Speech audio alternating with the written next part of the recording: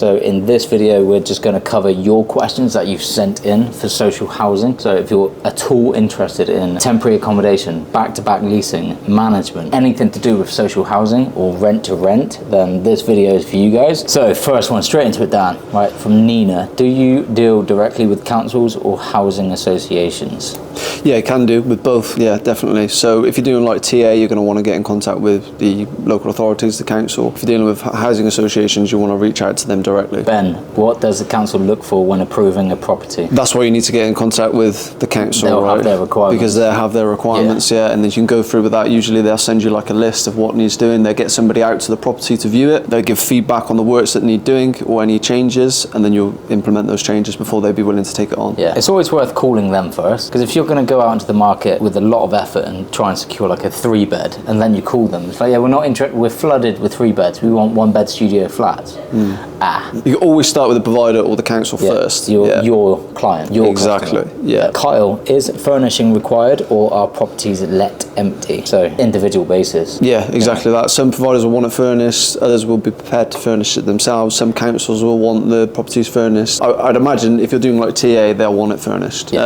Sometimes as well, you know, they will bring their own stuff as well, the people that you're housing, so you know, it's minimally furnished. Talk to your customer first, because they might have strict requirements, like, yeah, it has to be furnished, all of the furniture has to be bought from this approved supplier, so it's fire rated, right? You can't just go on Facebook Marketplace and buy a sofa. Yeah. So speak to your customer first, find out what they want, then go and get it, because actually it does something to your mind when you know exactly what your customer wants, and then you can go on Rightmove, Facebook Marketplace, Gumtree, and be like, boom, there it is, that's the property, they'll have it. You talk with the landlord with more conviction then, because you know the provider or the council want that property. Yeah, exactly that. And like, we've got a provider, it's adult supported living in there. They've got, the service users have got autism. Some of them are quite complex, so they need very hard wearing furniture, you know, stuff that cannot be damaged. Like something from IKEA would just get absolutely destroyed. Exactly. Yeah, exactly. Put together with Play-Doh. Yeah, exactly. So yeah, they may have specific requirements for certain things. Interesting question from Rachel. Can landlords say no to social housing even if the numbers stack? Can they say no? They can say whatever they want. Yeah, of course they can say no. Yeah, absolutely. They're not obliged to say yes. Yeah. But if they don't want guaranteed income backed by pure evidence of guaranteed income, and they want to go down just renting as normal and be liable to the rent reform bill and the protections of tenants, of course they can say no. Yeah. The reason why there is an opportunity here, guys, to work with providers is the fact that there's a lot of stigma around certain types of social housing, right? So there is the stigma that the landlords might be like, well, no, my property is going to get trashed, this is going to happen, things like that, you know. Oh, you know, there's some people can be really nasty with it, like you're putting crazy people into my house and all this sort of stuff, right? And what you're trying to explain to them is that that's not always going to be the case. Yes, there will be incidents where things may happen. You know, the contracts that we have fully protect you. You know, these things will be taken care of. They'll be managed. There'll be staff on site. These issues will be managed effectively by yourselves and by the provider. Yeah. So it's trying to bring the landlords around, and that's why providers can struggle to get properties, which creates an opportunity for us learning what it is that the landlord ultimately wants to be able to bring them around.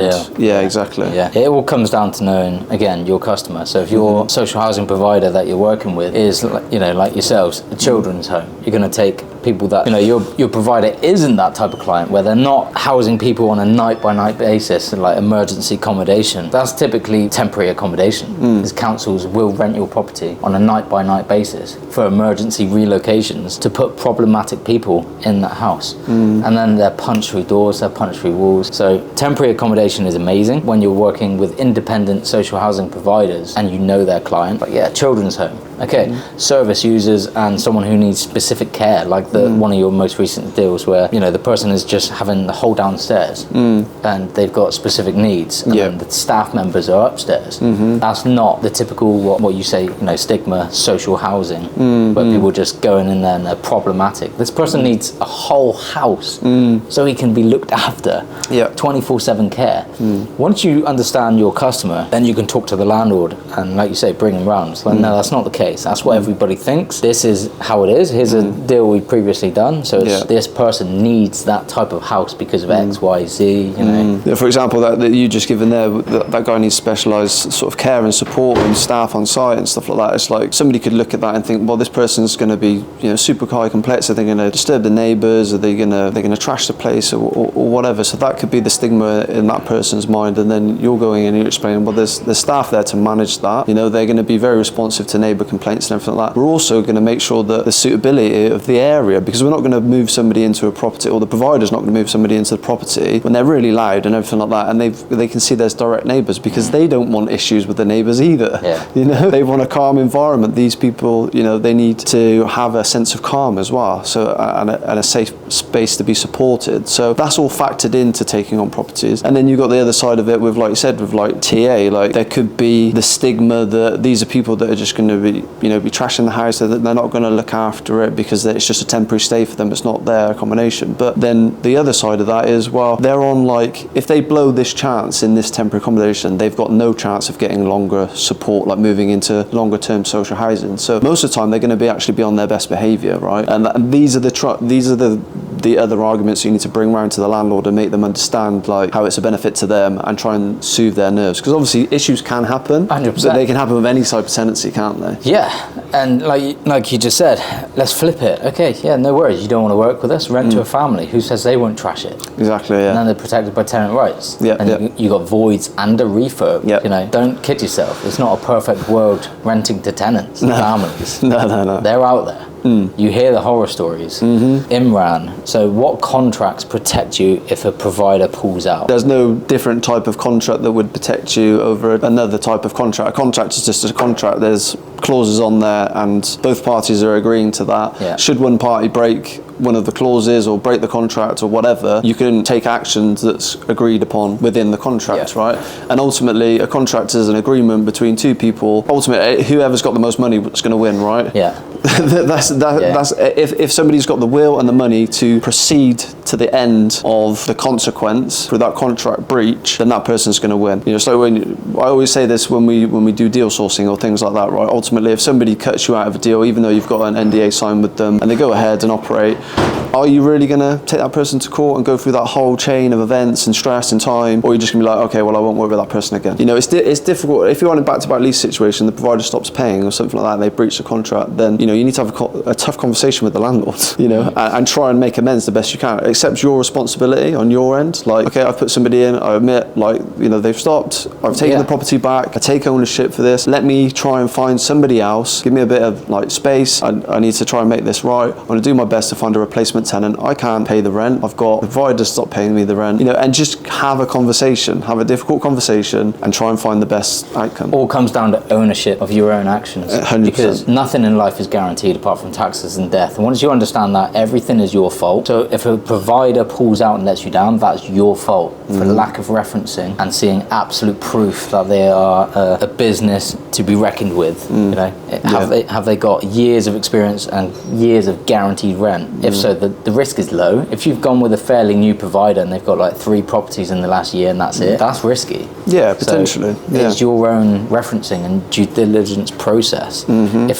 If someone's going to let you down, because a contract doesn't mean shit, really. It's a commitment. I'm committing to do this, but nothing's guaranteed. Nope. I could just up and go. I could go to Dubai and then it's left to the courts. If it's Scotland, it's completely different. It's a handshake. And then you're in trouble if you break that commitment. But in the UK, it's like me and you go into contract and you break it, I'll just be pissed off. I might be that pissed off I'm going to take you to court. But you still might win. Exactly, So just own it and do what you should do at the start. Josh, is this affected by interest rates or is it insulated? I don't see how that applies to rent, really. No, it's just a rent that they're going to pay for the same month every month for the duration of the term. It doesn't go up, doesn't go down. So if they're affected on their end, if the provider, you know, interest rates, regardless, no, you're getting paid on the time every single time, so you can pay the landlord on time every single time. Yeah, exactly. The only thing where interest rates may come into effect is obviously like the landlord's mortgage, right? Yeah. But that's down to the landlord. He agrees the price with us. That's his ownership. We agree the price with the provider, and then there could be set rental increases, which could be a percentage. Yeah. But other than that, there's no real context set for interest. Let's look at it worst case scenario. So if the landlord says, I'm a bit uncertain with the mortgage market, the interest rates market, and then it's for us to say, okay, cool. Well, how about we insert a clause that if when your mortgage renewal comes along, if it goes up, then we'll cover the difference. But if it goes up more than 3%, that's our limit. Yeah. So you're still protecting your margin. Yeah, anything could be agreed, like part of the negotiation. Okay. Lucy, what kind of profit per property is realistic? Not YouTube numbers. YouTube numbers. Surely by now, we talk realistic. We just get straight to the point. We tell you the juicy bits and the bad bits, so you can make your own decisions going forward. Yeah. So I would say that when it comes to sort of rental social housing, from my experience, $3,000 a month, every deal. Join our program. From my experience, personally speaking, so we've got a management deal, which is probably our lowest, which is £300 a month, and then all the way up to £950 on a back-to-back lease. Yeah. So there's a range there, and it probably falls in the middle of an average about £700 a deal sort of thing. But you become the experts on the front end facilitating the deal, don't you? And once that deal's done, it's like you just collect your margin every month. Yeah. But £3,000 a month profit every single deal. Join our mentorship. Sam, can I run this alongside a full-time job? Absolutely. Yeah, I did it, Dan did it, many of our students have done it. Come financially free. As long as you take it seriously, you just be consistent, you do the work. We didn't create that path, we followed a path as well. It exists. You don't reinvent the wheel, you do the work for long enough, you'll see results. Simple as that. Yeah, exactly. Matt, is social housing ethical or is it just marketing talk? It's not marketing talk. So the council have a huge demand. There's X amount of people needing care throughout the whole country. That's not just one council, that's every district. Everywhere there's people needing specific care, specific properties. The council cannot meet that demand. They rely on social housing providers, hence why they guarantee the rent to the providers. The providers are too busy delivering care to these people, but they're also a business. They're not charities, they're in it to make money as well. Then we come along and we fulfill that gap between their demand on providing care for the X amount of people. They haven't got time to go and source properties. That's why we're the experts at sourcing properties. Connecting the dots, we're paid. So yes, you can call us middlemen, but there is middle people for pretty much every single business. Yeah. Right, don't kid yourself. There's middlemen for everything. Amazon, middleman. Uber, middleman. Every business. This hotel will be a chain of hotels, potentially. And someone's leasing this and then buying the product to sell it. They're a middle person. Yeah. It's absolutely ethical. It depends, are you satisfied with what you're doing? Are you satisfied with how you're running your business? Yeah, and all of our providers are happy to work with us. All of our landlords are happy to work with us. So everyone's ethics are different, I guess. And if it's not something that you would feel ethical doing, then don't do it. Jade, what happens if a tenant damages a property? So if a service user was to damage or cause damage to the property, that'd be on the provider to fix that and repair that at their cost. Would they even notify you to a certain extent? Minor maintenance, probably not. I would say probably not, no. Just get on and do it. They would just get on and do it, yeah. Yeah. Unless it was, severe that we crashed into the side of the building. Well, yeah, God knows what could happen, but essentially. Yeah. Oliver, who is responsible for maintenance, you or the provider? Provider. Yeah, I mean, that comes down to what's agreed as well. So, for example, whatever we have agreed with the landlord, i.e. we take care of internal maintenance, the landlord takes care of boilers, externals and things like that. So we would have the same in the contract with the provider. So to the provider, we are the landlord essentially. So if we're saying we're covering the boiler and the externals and everything like that, if they have an issue with those things, then they'll notify us and we notify the landlord. Yeah. Tariq, so can you do this in Wales or Scotland, or is it England only? Good question. So Wales, the only difference in Wales is you have Rent Smart Wales, right? So their AST contracts don't exist. It's like a contract. The word escapes me, but it's like an intent to rent kind of contract, more like an application form as opposed to a contract, right? So, and you have to pass a test. With social housing, it would be very similar. Basically, it's Rent Smart Wales. So if you're going to lease a property and rent it out, you have to go through Rent Smart Wales. It's very heavily regulated, but the process is still easy, okay? We teach you on our course. The mentees just flow through it. They tick the boxes, done. As long as you follow the process, it's not overly, it's very cheap to go. You just have to tick their boxes, right? But yeah, you can absolutely do it. Scotland, I'm not sure. No, I'm not sure. Scotland's very hot on anything like entrepreneurial with property, they've pretty much shut it down. I think you can operate from Scotland, but you need to work within England. You can't do HMO, you can't do service accommodation unless it's got planning permission. The reason why you can't do HMO is because the tenant rights are so strong. I'd need to look into it again to really answer that question, but it's vague, guys. You can do it from operating within Scotland, but your business needs to be registered and running within, and the properties within England for a very clean answer. You know, I'd be hitting up Newcastle if I was in and just register in a virtual office in London. Emily, how many properties do councils actually need? That's another one of those how long's a piece of string. Yeah, I mean, you'd have to ring them, speak to them, get an understanding for their demands. Every district. Yeah, but I mean, could just call, like, you know, who's the Prime Minister at the moment? We goes through so many so quickly. Just call them up, like, you know, how many houses do you need for every council? Essentially, there's a housing crisis, right? So they need a lot. Trust me, it's more than you can fulfill.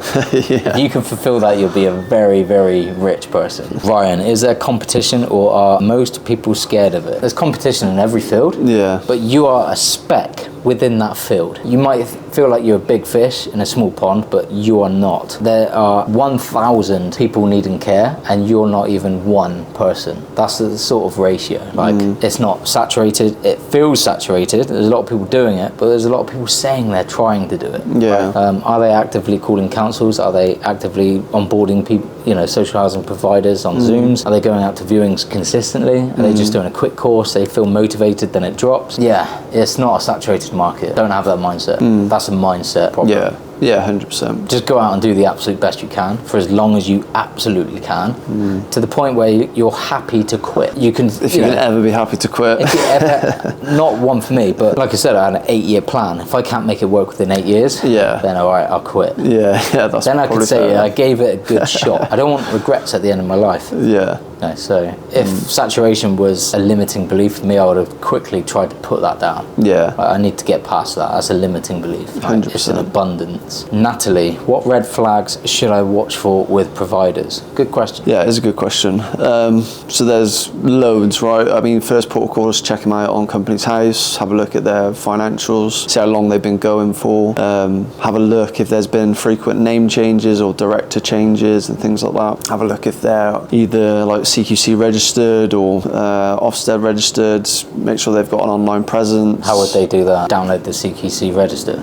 Well, you can go onto the website and search for them, but you know, not all providers. You know, I'm speaking specifically around sort of supported accommodation or supported living now. But yeah, I mean, you can check out with your local authorities whether they're on frameworks and things like that. So there's lots to do. Red flags would be this is a very new provider. Company's House. You know, if they've been going only like a year or so, or they've not even submitted their first financial year. Or changed office 3 times in the last 3 years. Yeah, they've not even got one property yet. They're looking for their first one. These are sort of red flags, right? Any flags. For the perfect world, you go on Company's House, they registered 6 years ago. Same directors, no office change. There's the numbers. Yeah, cool. But if they've changed office, then I'd just be like, well, yeah, all right, you changed office, but you changed office 3 times in 5 years. Be asking them the question. Yeah, exactly. You show a level of credibility trying to vet them and ask questions from them. Cool. Dean, can you scale this, or is it capped by councils? So again, we keep going down the councils route, but it's providers as well. Well, there's numerous providers, numerous councils. So yeah, I mean, there's probably a point where